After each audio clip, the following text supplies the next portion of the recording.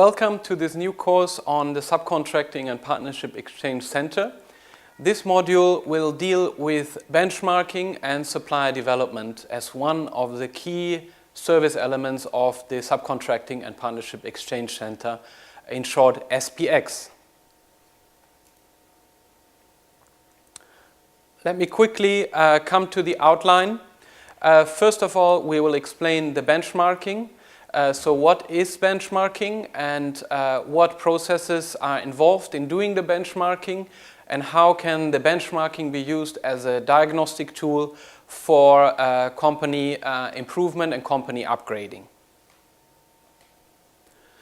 The second element of this course will then look at supplier development, which has to do with implementing practices for improvement and involving different stakeholders in the process. Let me now move to the section on benchmarking. UNIDO's definition on benchmarking is the following. Benchmarking is the practice of being humble enough to admit that someone else is better at something and wise enough to try and learn how to match or even surpass them at it. So benchmarking is a means for comparing. We do comparisons every day. We compare ourselves with others, our own performance with others, and this can also be transferred to the company level. So a company can compare itself with companies that are considered to be best practice in an industrial sector. Also, this process is important in order to know where to go, in order to set the targets correct, in order to understand the directions, and it helps to know how others do it. So this is the process of benchmarking. Another aspect is that not to overstate own abilities, because that would be cheating on oneself. It is important to admit to weaknesses if they exist, because it's only through that a company can become better. With this underlying principle, let me quickly explain the logic on the two benchmarking systems that UNIDO has combined. First of all, we can see a certain effect of an action. So the effects in the company area are, for example, financial metrics, how the company is growing, how profitable it is, how effective it is handling its operations.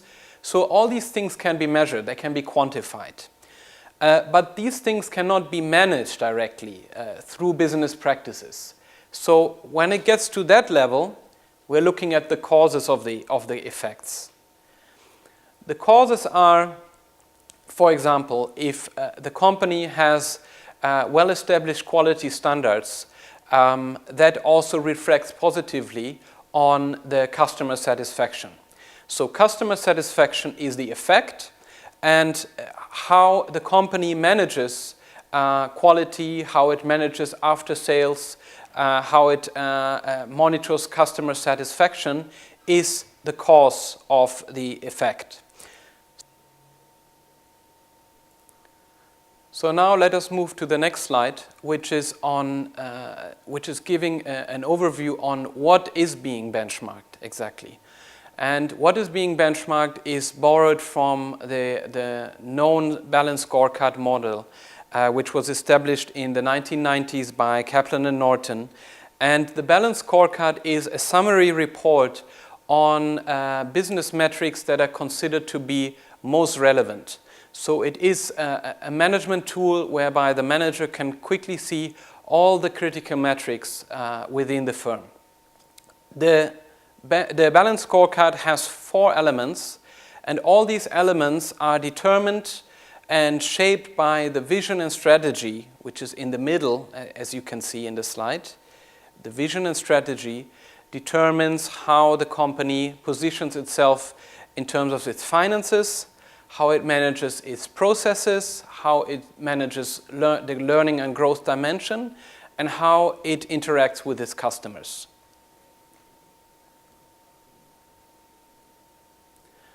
We're now going into the detail of each of those 4 pillars of the balanced scorecards.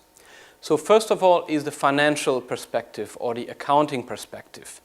So the first critical question here, is the company making enough money? And here business metrics such as profitability or net profit margin or the return on investment are those that usually feature or have to feature in a balanced scorecard. The SPX benchmarking system is capturing those. Next question on the financial perspective is whether the company is financially stable. And that has a lot to do with the cash flow management of the company. For instance, there is the so-called acid test for testing for liquidity. So that is the availability of near assets to extinguish existing liabilities of the firm. So that means how much cash, securities, and accounts receivable does the firm have divided by its total liabilities. Another parameters for measuring the financial stability are cash flow management. For instance, the creditor days. That is the number of days the company pays back its debts. So the question is here, when cash flow is to be increased, can the company increase these dates so that it pays its debts back later, which has a positive impact on its cash flow? On the other hand, there's debtor days. That means the number of days the customer pays the companies for a good or service delivered. So again, the question here is, can the company reduce these number of days to increase its cash flow management? And then another item here that is collected is so-called cross-gearing. That is whether the firm has a good and healthy mix of long and short-term borrowing. Next question is the firm productive? This has to do with sales per capita, value added per capita, and profit per capita. So it's important to normalize these to be to control for the size of the company, namely its employees or its total turnover. And then, of course, everything related to growth. Is the firm growing at the right level? The firm is not growing, that's an indication that something seems to be wrong. So profit growth and sales growth or employment growth are again variables that are collected within the UNIDO benchmarking system. Now let us move to the next pillar of the balanced scorecard, and that is the process perspective.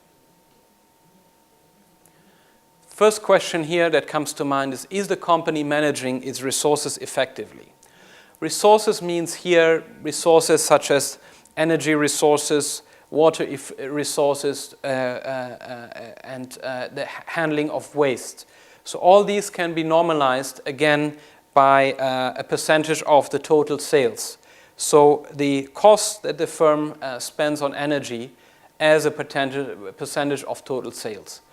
What is important here to keep in mind that these measures are very sector specific. Of course, there's more energy intensive sectors than others. So this has to be borne in mind when the comparison group is selected for the benchmarking.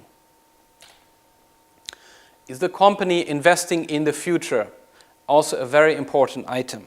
So one main parameter here is the R&D investment, research and development investments per year, or the marketing investments as a percentage of sales. Further on the process perspective, is the company innovative? And that could be measured by the number of new products that the firm is introducing per year, and what is the proportion of these, the turnover on these new products and services as a percentage of the total turnover for the company per year. The next item is whether the supply chain is managed effectively. So metrics that come to mind are the percentage of supplies delivered in time or the percentage of substandard supplies that are delivered. So here again, these are good proxies to see whether the firm has, perhaps should establish more rigid control systems in its dealings with suppliers and subcontractors. Now, the last one on the process perspective is the manufacturing process efficient? And here I have prepared an example. First of all, for the performance benchmarking, and let's recall that the performance benchmarking is measuring the effects and can be more easily quantified as the practice benchmarking. So here we have extracted 5 questions from the benchmarking questionnaire. For instance, question 36 is the quantity of units supplied. Question 37 is the quantity of defective units supplied per year. Question 38 is also a very important item for measuring the effectiveness of the manufacturing process, namely scrap, percentage of scrap. So if a large percentage of production output is being scrapped, that means that either the control and quality control systems are poorly managed, or there is a problem with the equipment and machines that are producing too much scrap. Raw materials, question 39, is the value of all stock to which no work has been done or no value has been added. Again, if the inventories are unnecessarily high, this ties up a lot of the company's capital, and this could point to an ineffectiveness in the manufacturing operations. And finally, work in progress.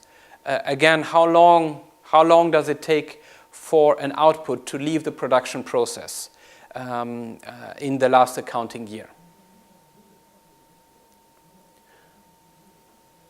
Now, the same manufacturing efficiency can also be looked at from a practice dimension. And I will explain to you how UNIDO is capturing this data. It is important to understand that practice is the perception on practices is a subjective one. So the company gives itself a score between 1 and 5, where 1 means relatively low level of practice, and 5 means one of actually best practice. So in this case, we have taken out one question, which is the reliability of equipment and machinery. So first of all, the questionnaire explains what the question collects. Purely maintained equipment leads to breakdowns, which in turn leads to loss of production operational time, which in turn leads to lost or delayed orders. Plant maintenance is a significant feature of a best practice business. To score 5, the business will be able to demonstrate that it has a plant maintenance program and that employees are trained to anticipate problems and deal with them. So this is the description of the question. Now we have a description of the score from 1 to 5 that for this question. Here you see the score 1 to 5, and here you see the score where consensus could be reached by the company, which could again be between 1 and 5. So score 1 in this particular case would mean, well, we only maintain things when they break down. Perhaps this is why we have frequent problems with equipment, e.g. computers, equipment used in delivery of our products and services. So this is a very reactive approach to maintenance of the production system. So hence a score of 1 or perhaps 2. Then a score in the middle or in the median range would be when maintenance is carried out to the maker's instructions. We plan time for this in order to reduce the risk of failure. We have adequate data security and backup procedures. So this is, everything is being done according to the maker's instruction. So it is no less, but also no more than what could be done as a standard procedure. But indeed, a different approach could still be taken to maintenance. And that is the world-class approach. And that would be a score of 5. Here the answer would be, we take maintenance seriously. We try to anticipate problems and are prepared to invest time and money to prevent them. The people who use the equipment day to day take responsibility for looking after it.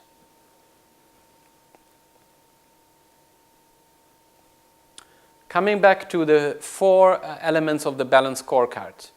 The third one is the learning and growth perspective. Here, the next question that comes to mind is the company managing its people effectively?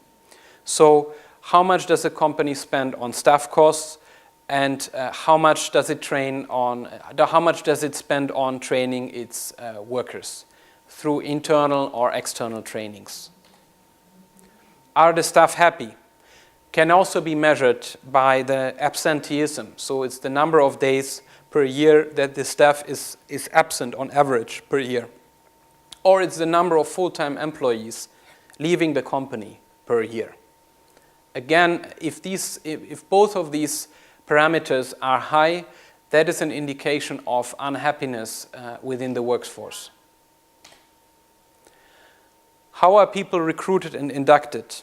This is a qualitative question, and it can range from a very ad hoc, short induction process of new staff to a process where the new staff is being exposed to various units within the firm, where it gets training on the job, where the new employee is being coached by its colleagues. So again, there is a wide range on how the firm could implement recruitment and induction.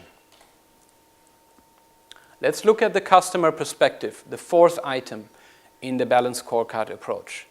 Here, many questions or many parameters can be subsumed under one question, namely, is the company managing its customer relationship effectively?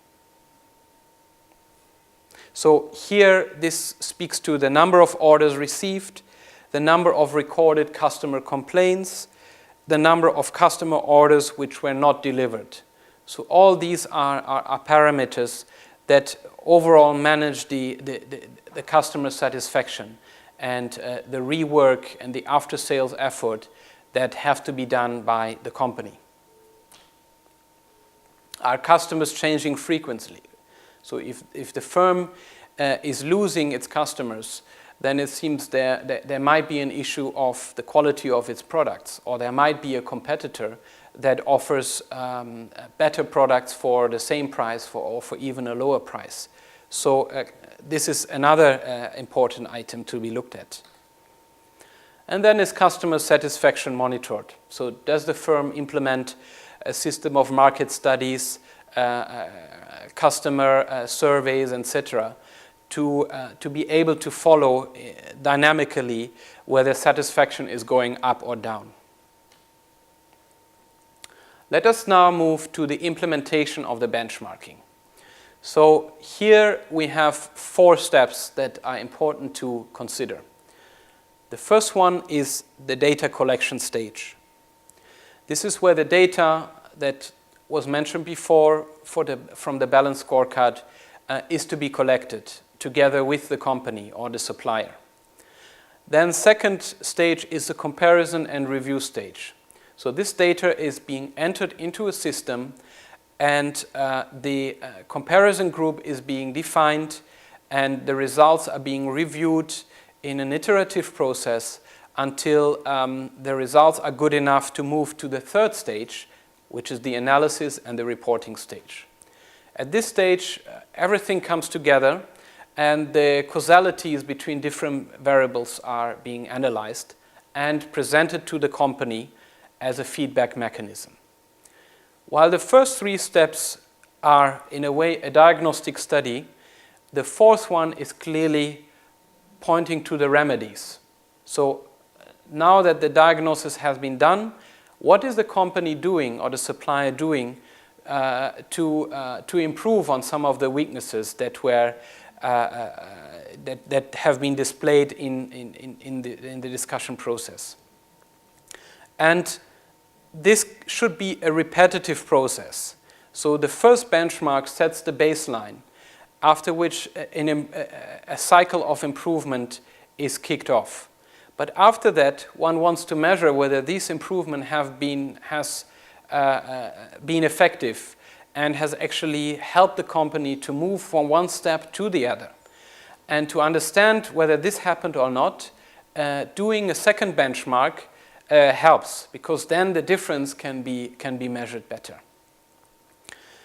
In terms of the SPX time or the SPX resources to put into these 4 stages, one has to estimate about 2 days of the total advisor's time, and the entire process should be shortened as much as possible so as to keep the client of the SPX, the supplier, keep the person interested and keep the momentum going. So no more than 3 weeks should be spent on moving from the first step to the 4th step.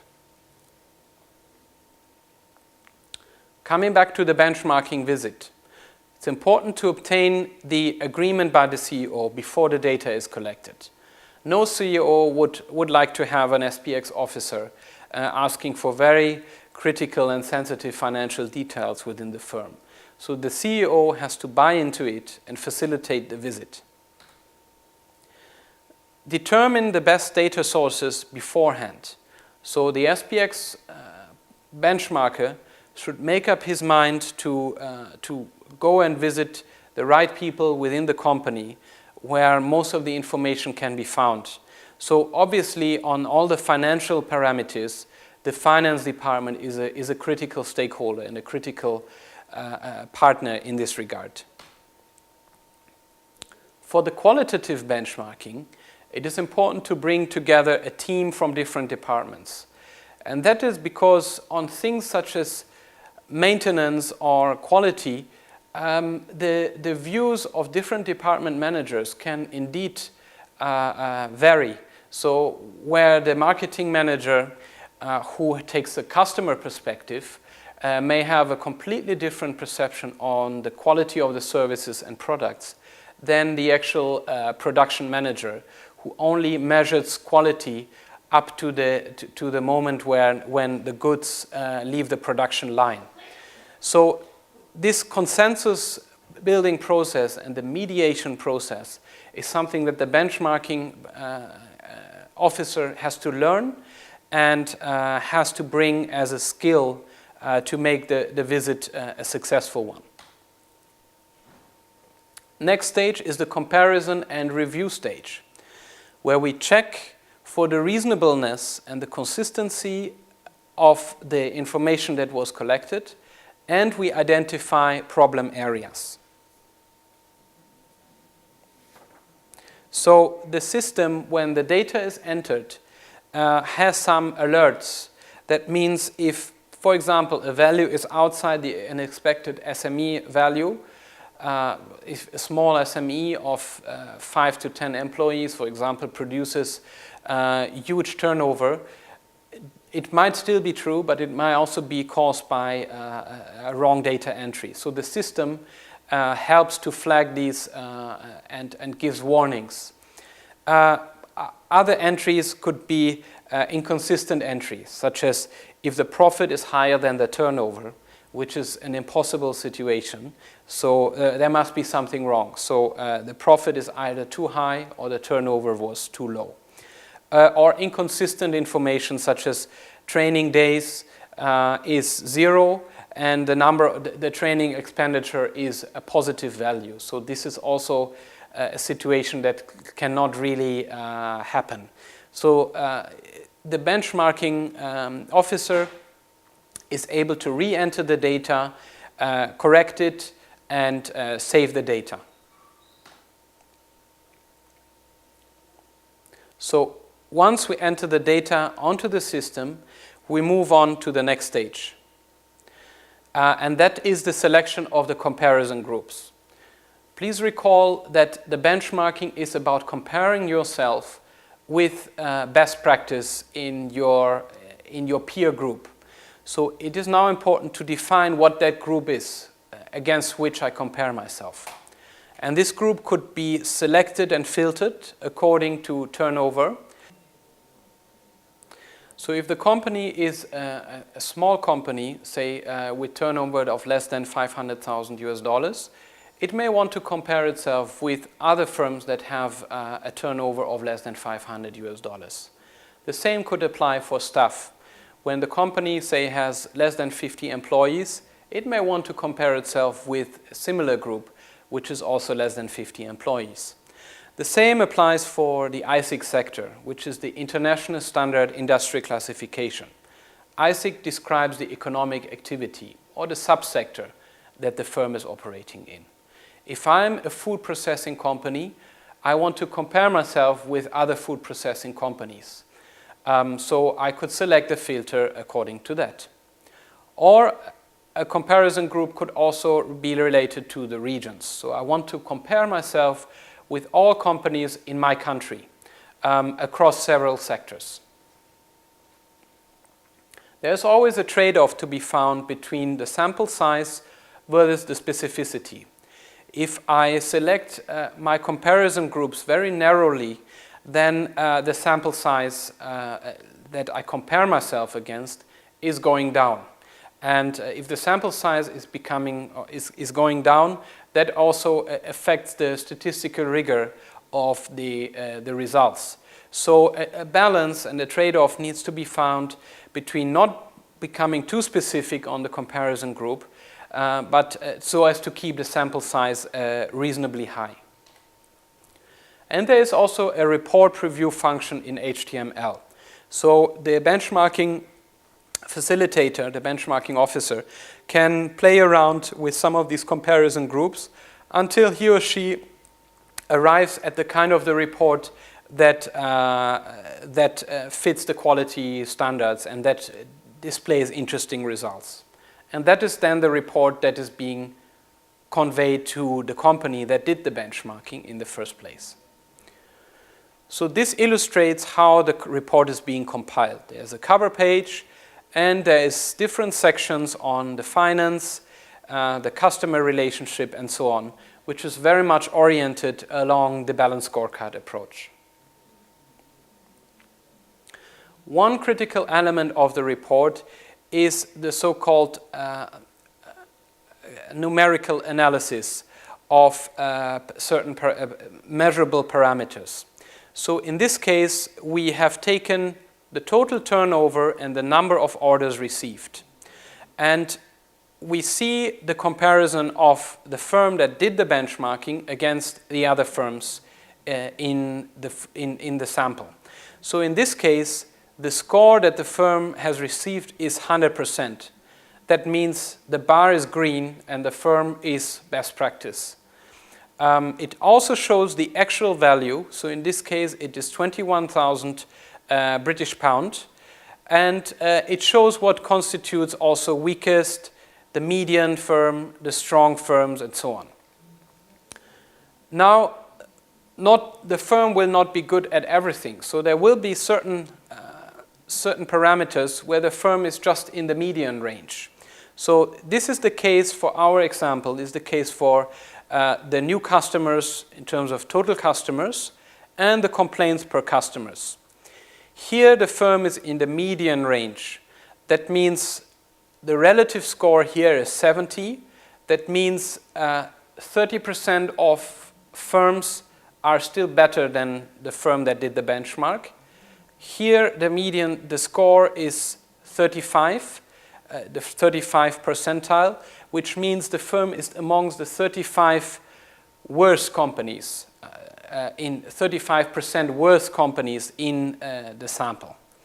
And then, obviously, the firm seems to have a serious shortcoming in terms of complaints by orders, measured as a percentage, where the actual score is 10%, so there is 4% complaints by order is considered to be a very high value.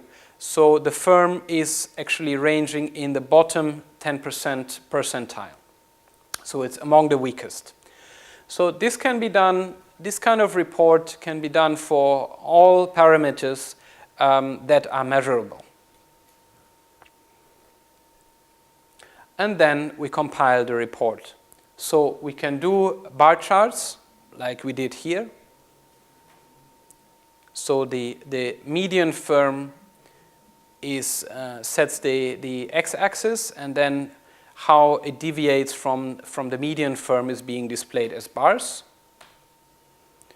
We can do radar charts, which is also showing the difference between the given firm, in this case the red line, with firms that constitute best practice. We can do scatter graphs, and we can do different radar charts, which also have a different level of aggregation of the data. So the report is a templated report, so that to make the report compilation easier, so the beginning of the report gives information concerning the benchmarking model, very much along the lines that I described as the balanced scorecard model. There is an interpretation of the graphical results in the way that was shown before. There is a feedback section where the person who compiles the report is looking at the results holistically and looks at causalities between certain variables, and provides, on the basis of this, provides positive or negative feedback on given variables. And then pointing to improvement areas of the firm is then giving the way forward. So what can be done to tackle some of those elements of the balanced scorecard where the firm had relatively low scores. And the fourth stage of the four stages that I described before is the improvement stage. Before that starts, the benchmarking officer agrees on a second visit to the supplier to discuss the report, this time with the CEO, because the CEO should see the results of the balanced scorecard first, and again the CEO needs to buy into the vision to use the balanced scorecard or to use the benchmarking model as a tool for continuous improvement in the future. Then also an agreement should be reached on the time frame for the improvements and the next benchmark cycle. We recommend to repeat the benchmark after approximately 12 months.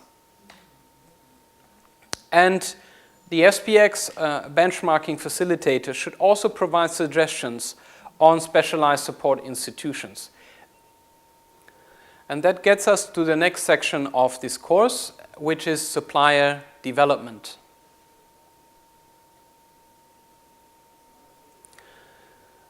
So what is the fundamental principle of the supplier development approach of the SPX? First of all, the SPX can't do it all alone. The SPX, given its human resource structure, given its size, cannot resolve all the problems of all the suppliers in the country. That would be a huge task to undertake. But it can bring together and convene teams of existing service providers that have a proven track record and a proven expertise to help companies to improve and become better. So the issue of partnerships becomes important. The SPX should not see itself in isolation vis-à-vis other players in the country, but it should bring them together and compose cross-cutting teams. So what are those teams? First of all, we have the SPX itself, that is the one who helps to formulate a work plan, who encourages cooperation between partners, and that monitors the program. The other partners are the main contractors or the OEMs, the original equipment manufacturers. They are the ones who can help to analyze the supplier's common problems. And they can set the target for the supplier development program to the participating company. And that target is important because it's the carrot for the supplier who wants to embark on a supplier development program. Because that's the light at the end of the tunnel. If the contractor says, if you do steps A, B, C, D, And at the end of this process, I will supply from you, well, that is a very concrete target that also motivates the supplier to go through the process of supply development. Of course, the subcontractor or the supplier has to buy into the vision. It has to understand that improving itself is a must in order to keep up with the ever-changing environment and the ever-changing competition that is happening in the country and also globally. And then finally, the service providers become key players. So they help to set up the supplier development program. They also cooperate with the SPX and the main contractors.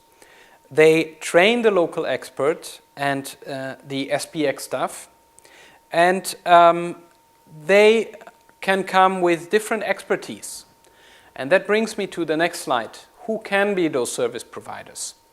So this, for example, could be an SME development agency where the service provision, the SME service provision, is being part of the public system. So an SME development agency could be part of the Ministry of SMEs or the Ministry of Industry and Trade, etc.